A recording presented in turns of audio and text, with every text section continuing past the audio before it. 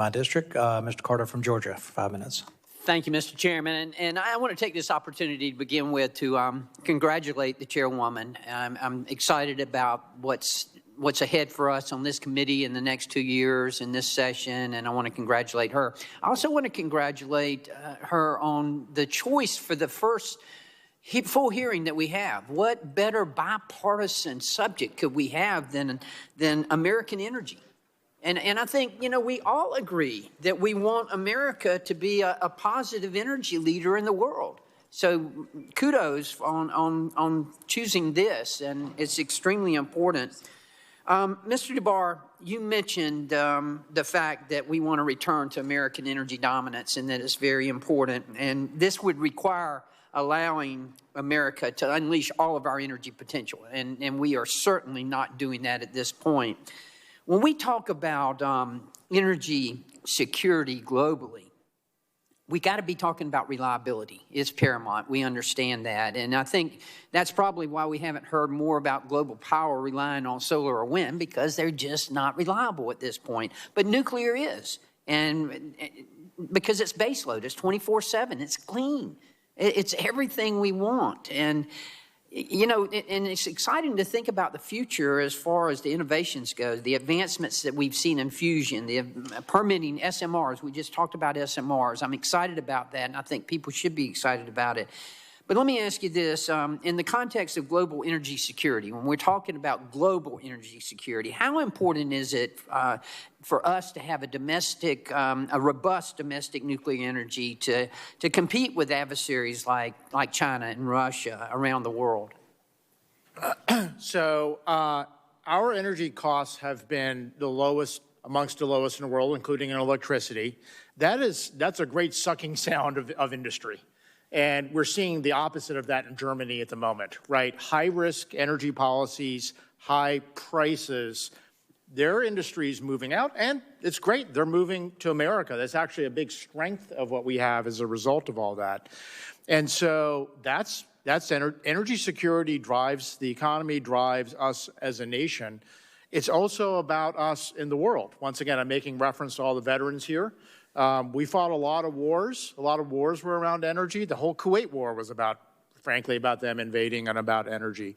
And our ability, and with all disrespect, when we moved from 4.8 million barrels a day of crude oil to 12.9, we came off. If you just look at the numbers, we came off of energy risk from OPEC. That's just numbers. We imported less from OPEC. We were less exposed to OPEC, and the energy prices were set in the Permian Basin for the world. And that's actually something driving innovation, driving costs down. That allowed us to have flexibility that is incredible.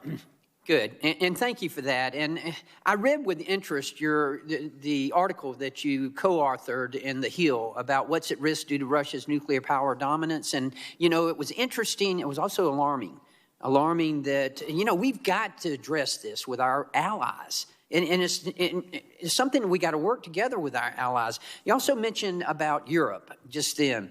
I had the opportunity to go to Europe with the Conservative Climate Caucus. And what we witnessed there is a situation where they've allowed their policies to get ahead of their innovation. They are shutting down nuclear plants and relying on wind and solar when they're not ready for it yet. We all want to go to renewables. We all want to do that, but we've got to do it in such a way that we don't allow our policies to get ahead of our innovation, and that's exactly what they've done. But again, the points that you bring up in this article that you co-authored, they are alarming, and I appreciate you bringing it to you. I want to go quickly to Ms. Jackson. Ms. Jackson, you bring up some great points, and I had the opportunity to read an article that you wrote as well about the minority exploitation game called environmental justice. And you mentioned there about Ford Motor Company and about how they have $60 billion for, in the IRA, there was $60 billion for environmental justice programs about the size of Ford Motors, who employs over 200,000 people. You know, all this money we put into the IRA, or was put into the IRA, I'm not to say we, but was put into the IRA, it could have been used for better ways. Can you give us an example? Yeah, absolutely. You know, the biggest injustice of environmental justice is poverty. And the fact that we're using environmental justice money that's going to lobbyists and never going into the community to create economic upward mobility.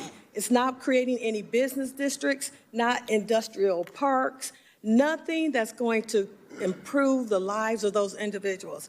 That money was equivalent to 2,000, the Tulsa Black Wall Streets.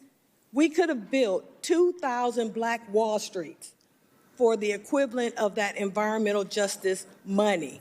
In other words, we wouldn't be having a conversation about poverty right now because all of our Black communities would be thriving. But instead, we're going to get a few retrofits, a few windows, and nothing is going to change about the economic conditions. Thank you. Thank you for that. Now yield back, Mr. Chairman. Thank you. Thank you.